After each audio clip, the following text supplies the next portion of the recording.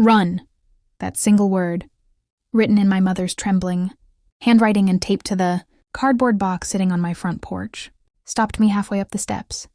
Before I could even bend down to touch it, 3 slow knocks echoed from somewhere inside. I dropped my grocery bags onto the wooden boards and stumbled backward, nearly losing my footing. The box rocked gently on my old porch swing as if something inside had shifted. It was late July in Tennessee. Cicadas screamed from the trees. Fresh-cut grass hung in the humid air, and yet every sound around me seemed to disappear beneath those 3 knocks.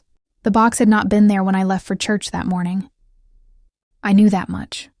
But somehow, while I was gone, someone had carried it onto my property and left it directly beneath my front window. My name is Patricia Miller. I'm 68 years old, a retired schoolteacher, a widow, and a mother of 2 grown sons. I've lived outside Murfreesboro for nearly 40 years, long enough to know when something isn't right. And standing there on my porch that afternoon, staring at my mother's handwriting, I knew trouble had finally found my family, because beneath that first message was a second one, written in smaller letters that made my stomach turn. If you hear knocking inside, run. Then the sound came again. Knock, knock, knock. My parents had moved to Kentucky 3 years earlier after selling the family farm, and although we still spoke every Sunday, something had changed lately. My mother sounded nervous. My father kept lowering his voice whenever my younger brother, Daniel, came up in conversation. During our last phone call, he had asked me twice whether Daniel had visited my house. At the time, I thought he was simply getting older. Now I wasn't so sure. I backed into the driveway and called 911. 20 minutes later, Deputy Collins arrived. He climbed the porch steps, crouched beside the box, and listened. "Ma'am, are you certain the sound came from inside?" Before I could answer, the knocking returned. Even he froze. By sunset, patrol cars lined the street. Neighbors gathered in their yards, and a bomb squad technician sliced through the tape. Inside sat old photo albums, a cassette recorder, a metal lockbox, and an envelope addressed to me. The first line read, "Patricia, if Daniel gets here before you finish this letter, do not let him inside your house." I stood there in my driveway long after the bomb squad packed up and left, reading that sentence over and over beneath the yellow glow of my porch light. "Patricia, if Daniel gets here before you finish this letter, do not let him inside your house." My mother had underlined the last 4 words so hard that the pen had nearly torn through the paper. My hands were shaking by then, though I kept telling myself there had to be some explanation. My parents had never been dramatic people. My father balanced his checkbook every Thursday night and saved rubber bands in an old coffee tin. My mother still mailed birthday cards weeks early. For them to leave a warning like that, something had gone terribly wrong. I carried the lockbox and the envelope into my kitchen, where the ceiling fan clicked overhead and the coffee maker still sat warm from that morning. The rest of the letter was only 2 pages long, but every sentence raised more questions than it answered. My mother wrote that for nearly a year, my father had been finding papers he didn't remember signing.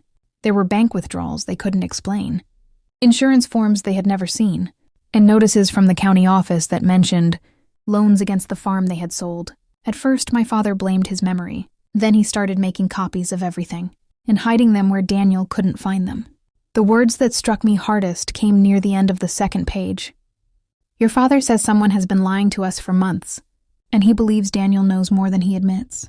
I stopped reading and stared across the kitchen at the dark window above the sink.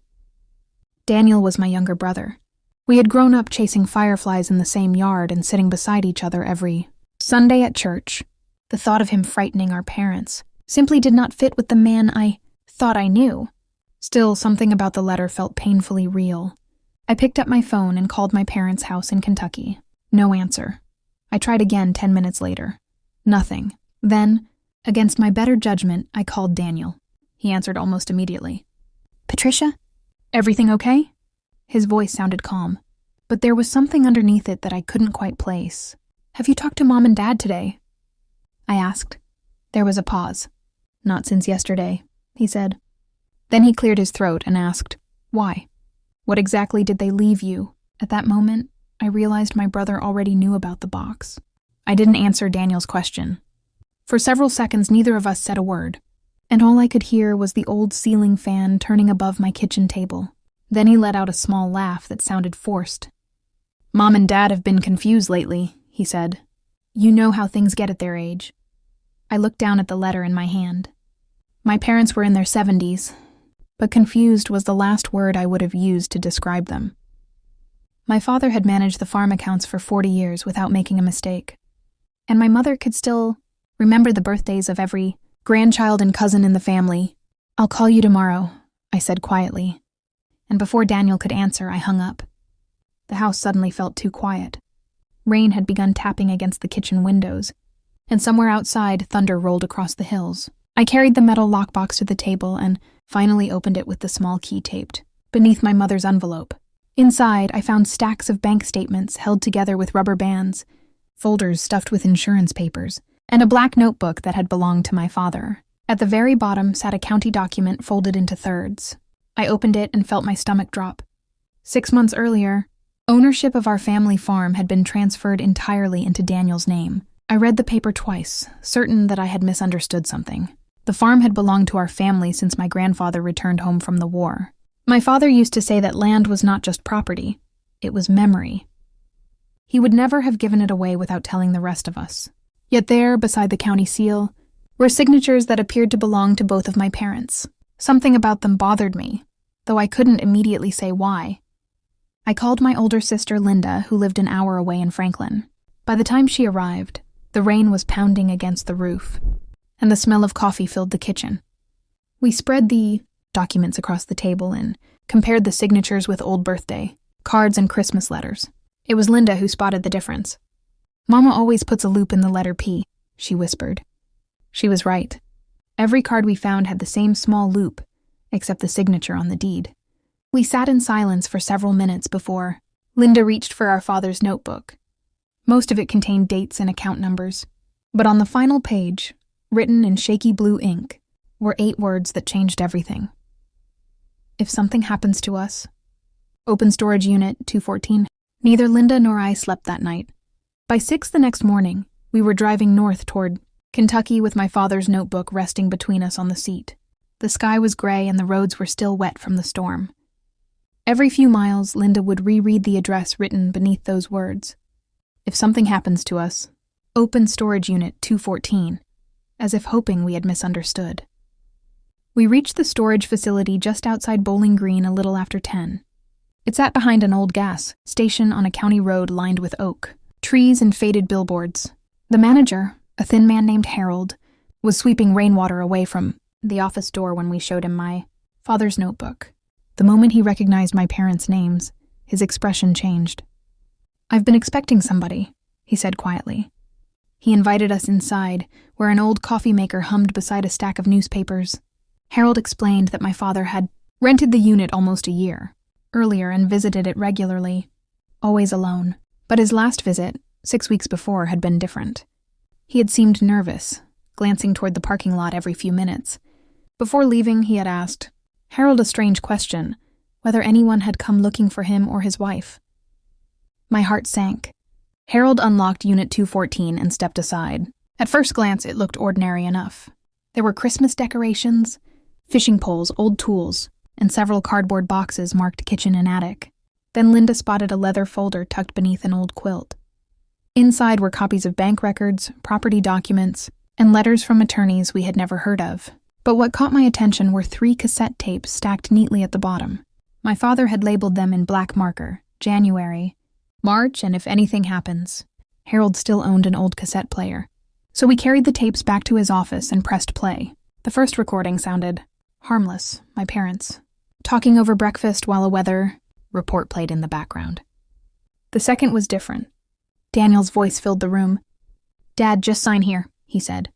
"It's routine paperwork." My father hesitated. I don't remember agreeing to any of this. There was a long silence before my mother spoke. "Danny, why are there so many forms?" Papers rustled. Then my father said something that made Linda grip my arm. "This doesn't feel right." The tape crackled for a moment. Then Daniel answered in a cold voice. I barely recognized. "It doesn't matter anymore. You've already signed everything." For several seconds, nobody in Harold's office moved. The cassette player clicked and spun. But Linda and I sat frozen in our chairs. I had known my brother for 65 years. Yet the voice coming through those speakers sounded like a stranger's. Harold quietly switched off the machine, and slid the tapes back into their cases. Outside, rainwater dripped from the roof onto the gravel lot. Inside, all I could think about was my parents. If my father had hidden those recordings, then he had known he was in trouble long before that box appeared on my porch. I called an attorney in Murfreesboro before Linda and I even left Kentucky. 2 days later, we spread the documents across a conference table in Mr. Franklin's office, where the smell of old paper and stale coffee hung in the air. He listened carefully to the recordings and studied the signatures on the deed. "Your father was right to keep these," he finally said. "Without them, proving fraud would be difficult." Over the next several weeks, handwriting experts confirmed that both signatures had been forged. Bank investigators uncovered loans that Daniel had secretly taken out against the farm after transferring it into his own name. Piece by piece, the truth emerged. He had convinced my parents that they were signing insurance, forms and tax papers when, in reality, he was moving property and money into accounts he controlled. But one question still remained unanswered. Where had my parents gone? The answer came from a phone call I received on a Sunday afternoon. A pastor from a small church in Arkansas told me that my mother had contacted an old friend there. Terrified that Daniel would discover what my father had been collecting, my parents had left Kentucky in secret and stayed hidden while they gathered evidence. 3 days later, I drove to Arkansas to bring them home. My father looked smaller when I saw him sitting on that porch, as though the weight of the past year had settled into his shoulders. He hugged me without saying much, and my mother cried quietly all the way back to Tennessee. The legal case lasted nearly a year. Faced with the recordings, the forged documents, and the bank records, Daniel accepted a plea agreement. He surrendered the farm, repaid much of the money, and avoided prison, but he lost something he could never earn back. Neighbors stopped trusting him. Friends kept their distance. Even family gatherings became quieter. As for the box on my porch, I finally understood my mother's warning. The danger had never been the knocking inside it. The real danger was the son my parents were afraid to stop believing in.